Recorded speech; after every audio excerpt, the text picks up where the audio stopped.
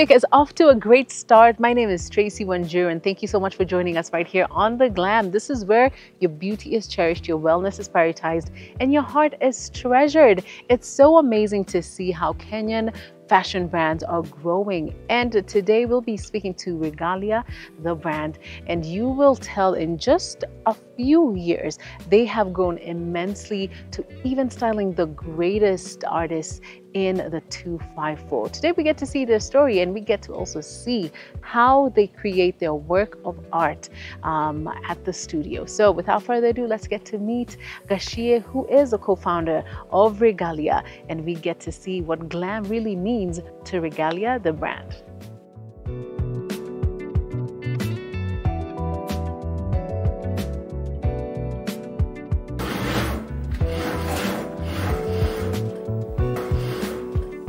Hi Gashie. Hi, how are you, Tracy? Thank you so much for having us. Can I get a hug? Karibu Regalia. Thank you so much. And also welcome to The Glam. Asante, asante. This is our second time meeting. The first time we met was at an event, and you know, we had a chance to briefly speak about Regalia. Yeah. But today we get to see the action, we get to see the start to finish, you know, what people finally buy at the store. Yeah. Yes? So thank you so much for having us. Now, You're most welcome. what do we do here? Because, you know, it looks like a junkyard, you know, so many things, but, you know, it doesn't look like the real thing. So what happens here? So basically, this is where we begin the process. Okay. When we say Regalia, we basically stitch and dye. Mostly that's how we introduce the brand.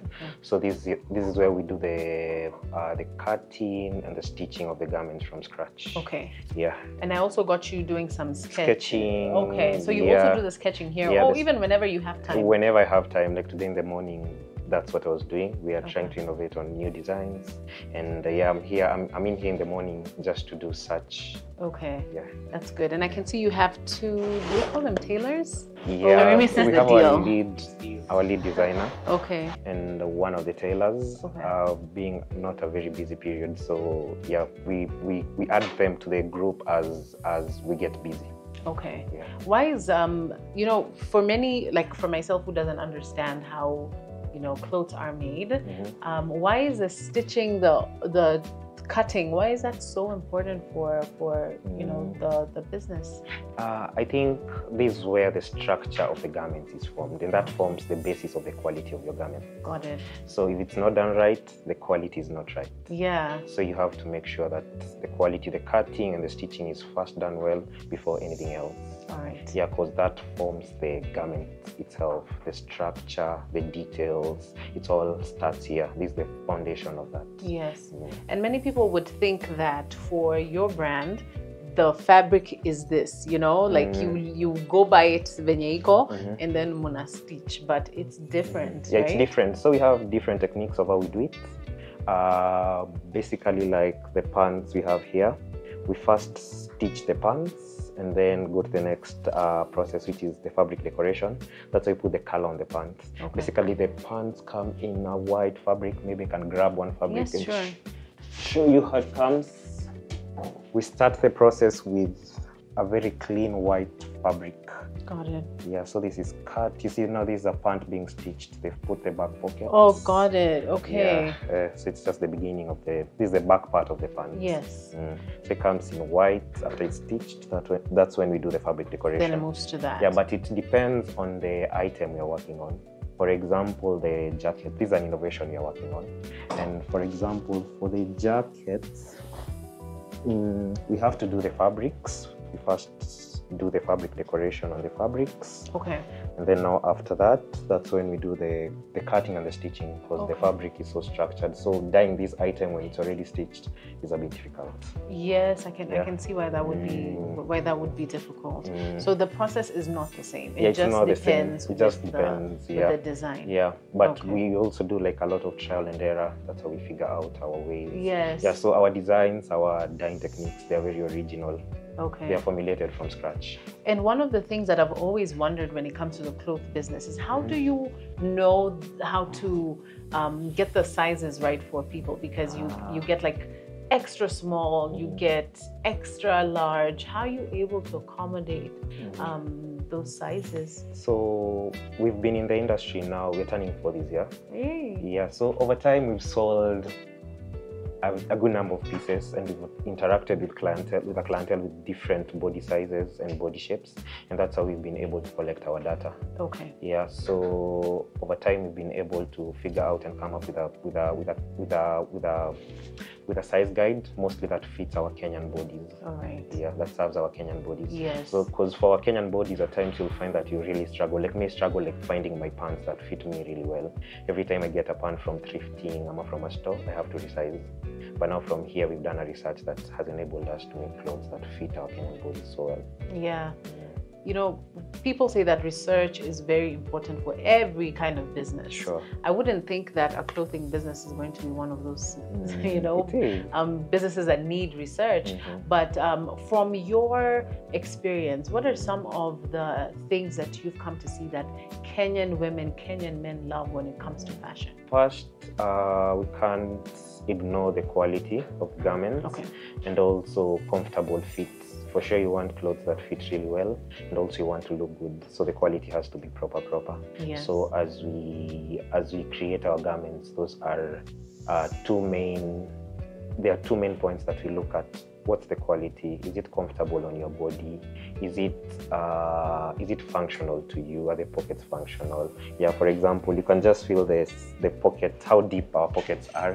Oh yeah, because you're not trying to go downtown or make up and then someone inatolewa haraka. You know, you need something that can. Yeah, so from whatever we hear from our clients, they keep on complaining. We get good clothes, but the pockets. Ladies keep on saying we never get pockets in our clothes, so we try to like put as many pockets as possible in our the size is really good. It's really safe. Like on our jacket now, you see we have inner pockets that will ensure when you go for your events, because I'm seeing someone wearing this in an event because it looks so nice. So I want your phone safe inside your inner pocket. Yes. For your brand, I also see a lot of versatility, because you would think that with such a pant, you would only wear sneakers, but the beauty about your brand is that you could also wear this with heels. You could wear it however you want your look for the day. Yeah, sure. You know? I think in the fashion world now we're in 2025, and there are different ways of wearing our garments. There's no particular way of styling up your garments. Yes. So everyone is creative with their garments, and I think with my brand, we've allowed that with the garments we make. We've allowed it to be easier for our clientele to style their garments as they really want, to be as creative as possible as they really want. And on our page also, when you're using our models, we'll see at times we've used the high boots, we've used high heels, just to show our clientele different ways of how you can style your clothes. Like, you don't have to be boring with your styling. Yes, I completely agree. Yeah, sure. Yes, and that's the beauty about glam. You know, glam is how you represent it. You know, it's not just one way. It's not just how Gashie or myself would look at glam, but your representation of glam is how you put it out. You know, and that's the beauty about it. So whatever that means to you, then that is good. And for you, Gashie, when you think about a Nairobi, a Kenyan woman, right? What does the word glam represent, you know, using your brand when you think about that?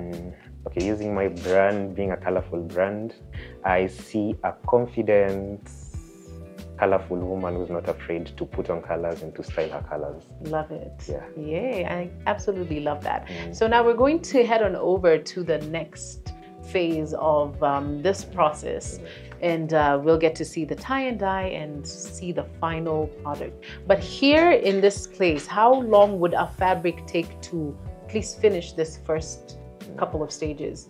It depends. On many of our pieces, they don't take too long. For most of our pieces, in a day, most of them are done. Like doing normal pants, shirts, hoodies, jackets. I think in a day we can get a piece done. In a day you can get a piece done. All right, that's really good. And also it depends on the manpower, depending on the amounts of jobs that we have as a growing brand. So if the job levels are high, there are more people coming in to do the job. Yes. All right. As we try to figure out our way up. Yeah. Okay. So now let's get into the second part. So do not go anywhere. We'll be back with the second part. Let's get to see how they achieve this beautiful colors and of course the final product. We're here at the Regalia studio. Finally made it, and it's very cozy. That was the first impression I had of the place. Very cozy. It feels like I just came here to take a nap and to just chill with our good friend here, Kashi. Thank you so much again for having us here. Karibuni. So now this is where you bring now the final designs, Yeah, right? But this is also where you do the tie and dye. Yeah, this is where I do the fabric decoration. Fabric decoration. Yeah, okay, so are we going to get to see that? Yeah, a bit of that. We'll show you a bit of that as well. All right.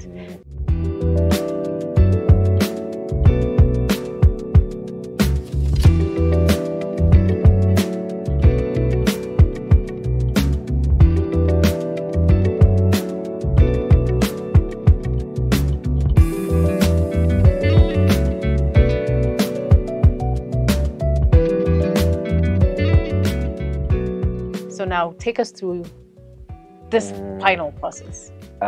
So basically, this is where we do the fabric decoration. That means the putting the dye on the fabrics. Basically, we have a number of collections. We have the Rangile collection. We have the Upeo collection. Can we get to see them? Yes. Yeah. So for the Rangile collection, we have two major colors that stand out. The spiral color. Okay. This is part of the Rangile collection, and the gray. Wow. Why did you call it Rangile? Jia Rangi? Jama rangi mingi, rangi rangile. Oh, Yeah, so we played around with so many colors. That's why we call the collection Rangile. Okay. After the Rangile, we dropped the Upeo collection. So the Upeo collection has several pieces. It has the orange and purple, the green and gray, the green and black, among our best-selling pieces. Yes, I've seen this one. Yeah, It's really yeah, pretty. these are among our best-selling pieces. This is the Upeo collection.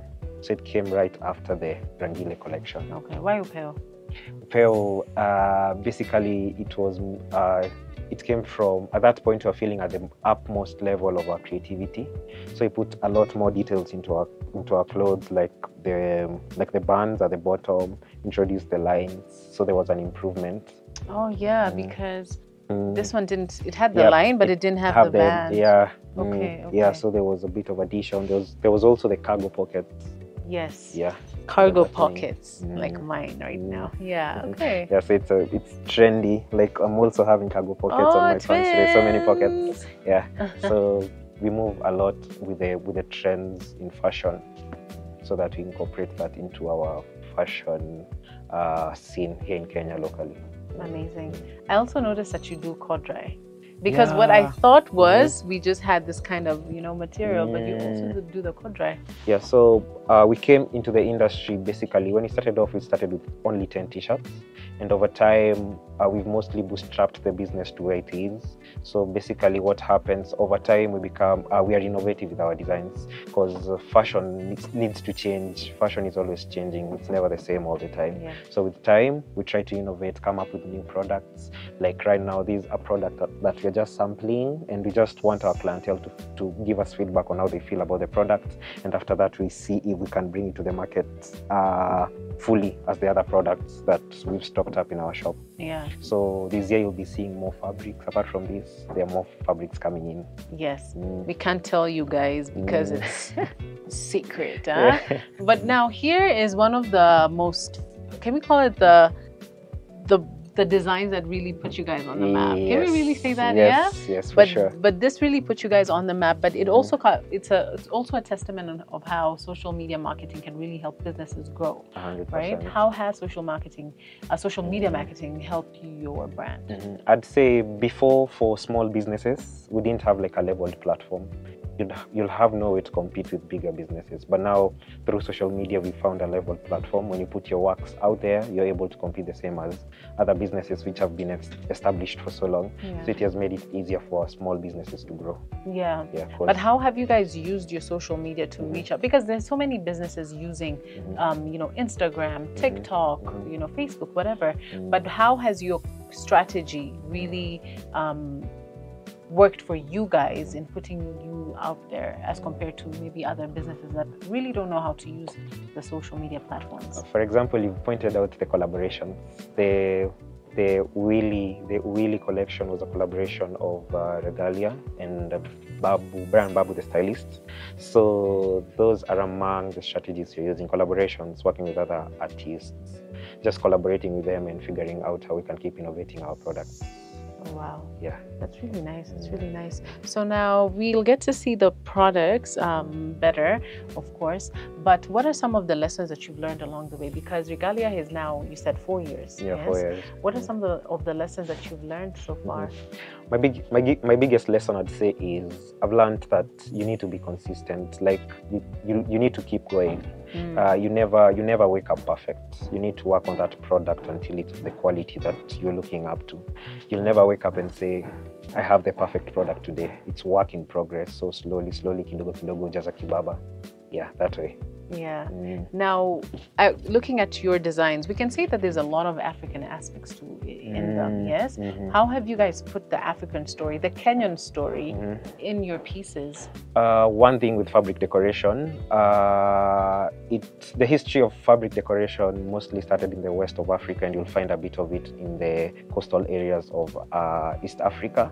So basically, these are designs that have been done over time in Africa. So they are just designs you're developing, we're figuring out very new techniques, because the techniques we use nowadays, like the mambling we use on our clothes, it's very new, it's very original. So, but it's actually borrowed from the tie-dye that was done back then. Yeah. So basically, whatever we do is very African and tells an African story. Yeah. And it's good to see that your brand is one of the brands that's known as a brand that represents the Kenyan culture, right? When you think about Kenyan fashion, Kenyan culture, what comes up in your mind, and how do you express that in your clothing? So we've seen new trends come into the country. Like now we see the influence of, like, whatever I have on is thrifted pants, and it's cargo, and it's whatever is moving around in the fashion scene. So why do we keep on buying pants from out there when we can make our own pants, our own cargo pants here locally from scratch? So I think that whatever is being worn in the world influences a lot the Nairobi fashion scene, and from that we've seen that we can create these products from here locally. Yeah, so you just Kenyanize it. Yeah, we just Kenyanize it. Yeah, I love that. So we're going to see more about the store, but as we continue, maybe one thing that we would love to see now is how you do the process. Yes, I think I have a number of items that we can. I'm actually the one who does the most of the fabric decoration. Got it. So I'll take you through that as well.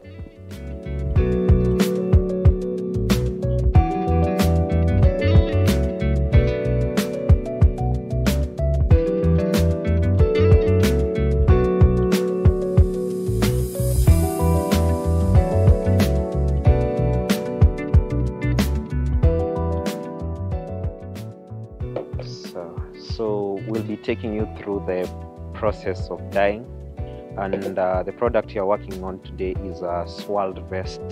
So the first process is swirling up the pattern. This is how we form the pattern on the garment, and my partner will take you through as he swirls the garment.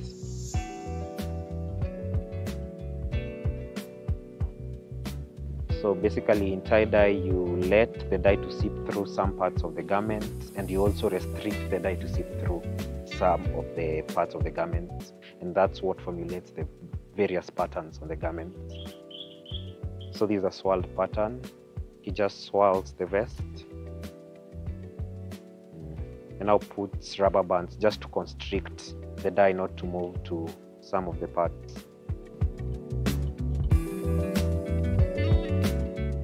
Move next to the next process. That's where we mix the dye and also infuse the dye into the garment. So the second process is whereby we mix our dyes using hot water, and we also mix the color. So that's whatever he's doing. A bit of the hot water, cold water, and now our elements that he used to mix our dyes with. So he's done it for 4 years now, so he has the ratios in his head. So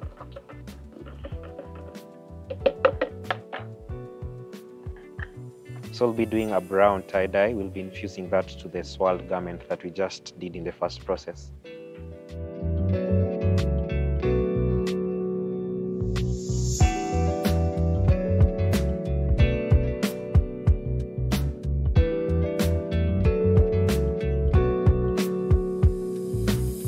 We'll take you through the second last process. This is where we infuse the dye into the garment. We've seen our garment has two sides. Once we swirled our garment, we start with the upper side and we infuse the dye on our garment. You can already see the color popping on the garment. You can tell the color. So that's enough for the upper side. You do the same to the other side of the garment. I think that's it for this bit. So you just let the garment to sit like for 1-2 minutes and then just wash off the excess dye, and that's the last process. So the last process is whereby we remove the excess dye in the garment by washing.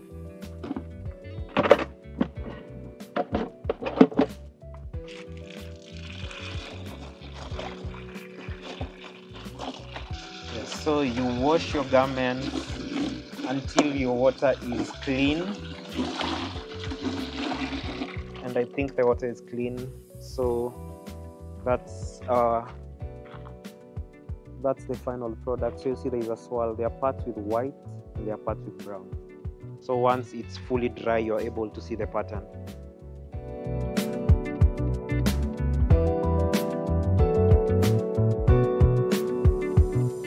So we spent the day with you, literally the entire day with you, seeing the entire process. And thank you so much for showing us your recipe for all this greatness here. Now, what do you think is the future of Regalia in the next, couple of years? I mean, in 4 years, you guys have already done so much, so in a few years, where do you guys see yourself? You'll see a new Regalia, more innovations coming in, more clothing technologies. You've been to our production house today. Yeah. I want to say we just began. Maybe very soon you'll see a warehouse producing for Africa, not only Kenya, producing for the world. Also, just expanding our team, expanding the business, hoping we'll get more outlets. This being our first outlet, we foresee a more commercial outlet, maybe in a strip mall or in a mall in the near future. That's amazing. Thank you so much for being with us today. You're welcome. It truly just, I mean, I don't know if you remember, like back in the day in like the 2014 Uko, there was this street urban style that had really just started and, everyone was in that wave. And it's now good to see that, your guys are also bringing your own style into that, urban wave as well. Yeah. Which other brands would you like to collaborate with in the near future? So for now, we're working with mostly stylists because we just don't want to do a collaboration. We want it to make sense. Not for the sake because you're an influencer. We want it to make sense. The designs need to look good. They need to be very functional. But in the near future, we are hoping to also collaborate with other brands. There are conversations happening now. We can't let the cat out of the bag, but maybe very soon you'll see us collaborate with other brands. What brands inspire you guys? There's number one. There's a brand by Bremer. It's not situated here. It's a brand situated in the US. I'm forgetting the name, but the founder is called Bremer. He's actually the guy who inspired us in starting whatever we do. The guy basically, he came from Kakuma in Kenya, and now he's situated in the US, whereby he runs his own brand. He screen prints the designs from scratch. Basically, mostly what he does to the garments is the stitching and also the screen printing. Okay. Yeah, he has a really nice story. Check him out on Instagram, Bremer. Amazing. And you guys also have a beautiful story from your hostel to now here. It is, it is a beautiful story, and it's also a testament of resilience and consistency, like you had mentioned. So it's really great. Can you please share your social media handles, also your website, because I know your website does really well. You told me that's a really great platform for you guys, so you can share that with the audience. So you can find us on Instagram. Regalia Apparel, on Facebook, Regalia Apparel, and also on our website, www.regalia.clothing. For karibu ninyi wote. Asante Sana. Thank you guys for watching The Glam. Let's do this again next Wednesday at 7:30 p.m. only on NTV. Please keep up with our Instagram, that is at The Glam NTV. And if you've missed out on any other episodes, all you need to do is head on over our website, www.ntvkenya.co.ke. For me, it is goodbye. See you guys next week and stay glam. I feel like I want to change careers, man. Smell your pesa. So we move to the yes, so we'll take you through the very final, the second last. So we let it sit for 2 minutes and then we'll wash off the excess dye. Mtaniambia. Siji mtashitia tu hapo. Mtosha tu kwa hapa paka.